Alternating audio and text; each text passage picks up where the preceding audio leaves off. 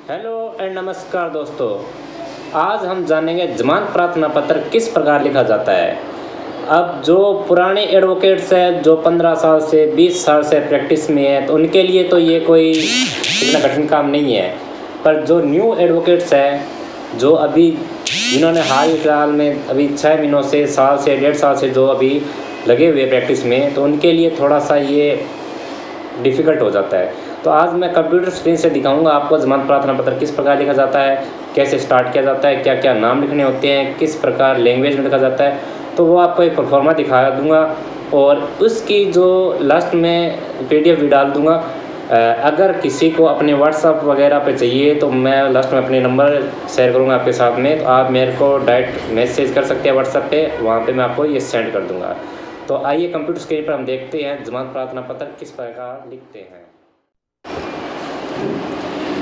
सबसे पहले कोई भी प्रार्थना पत्र हम लिखते हैं, चाहे जमानत प्रार्थना पत्र हो, चाहे हाजिरी माफी हो, चाहे कोई सा भी प्रार्थना पत्र हो, लिखने से पहले सबसे पहले ये जगह हमेशा खाली छोड़ी जाती है। ये खाली इसलिए छोड़ी जाती है क्योंकि ये जो प्रार्थना पत्र होता है इसको फाइल में लगाते हैं कोर्ट की, तो उस टाइम के यहाँ पे अगर जो लिख देंगे अपन कुछ से तो वो दब जाता है उसमें।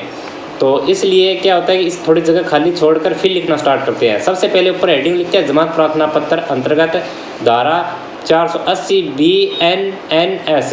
ये पहले CRPC के अंतर्गत लिखा जाता था, लेकिन अभी ये BNS हो चुका है। इसके बाद में लिखेंगे पुलिस थाना, और पुलिस थाने का जो भी नाम है अपना तो वो थाने का नाम इधर आ जाएगा। उसके बाद हम लिखें न्यायालय ACJM साहब सूरतगढ़। अब जो भी आपका न्यायालय रहता है, चाहे JM है, चाहे ACJM है, चाहे AJM है, ADJ है, DJ, जो भी आपका न्यायालय रहता है उसका नाम आएगा। उसके बाद जिस जगह पे वो न्यायालय है उस जगह का नाम आएगा। फिर इसके आगे लिखेंगे हम जो अनुमान रहता है अपना उसका नाम आएगा, जैसे राम बनाम श्याम, आपका अनुमान जो भी रहता है उसका नाम आ जाएगा।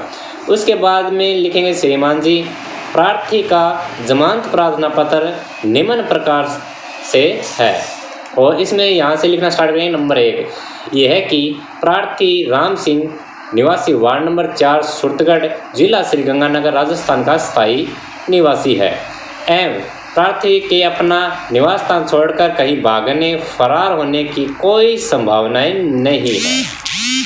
इसके बाद में नंबर 2 ये है कि प्रार्थी बेगुनाह व निर्दोष है। प्रार्थी को उक्त प्रकरण में झूठा फंसाया गया है। प्रार्थी द्वारा प्रकरण से संबंधित गवाहों को बरगलाने व या धमकाने की कोई आशंका नहीं है। उक्त प्रकरण में प्रार्थी से किसी प्रकार की कोई बरामदगी शेष नहीं है। प्रार्थी गरीब मजदूर पैसा व्यक्ति है तथा मजदूरी कर अपना तथा अपने परिवार का लालन पालन करता है। यह है कि उक्त प्रकरण के विचारण में अभी काफ़ी लंबा समय लगने की संभावना है।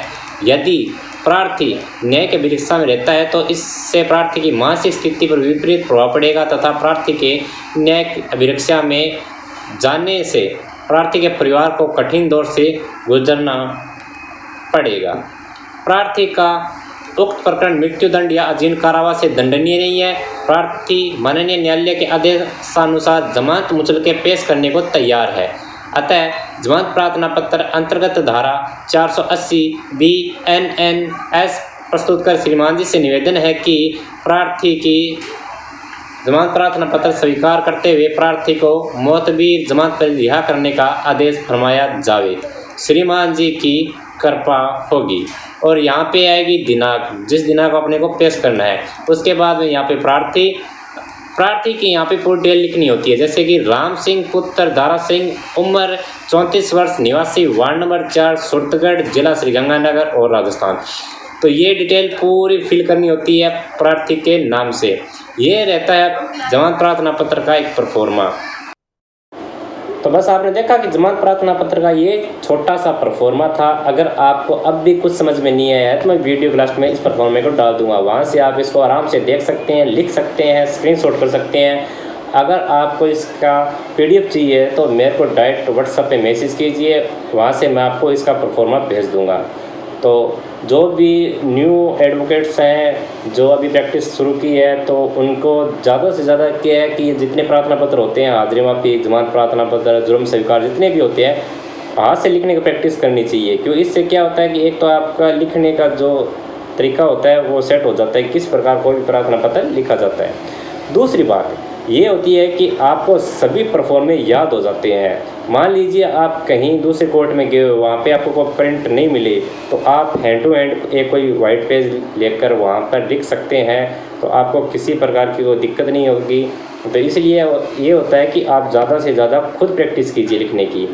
तो इस प्रकार और भी परफॉर्मे है। तो ये आपको वीडियो कैसी लगी हमें कमेंट करके ज़रूर बताएं, और ऐसी ही जानकारी प्राप्त करने के लिए हमारे चैनल लीगल ज्ञान सूत्र से जुड़े रहिए और ऐसी जानकारी प्राप्त करते रहिए।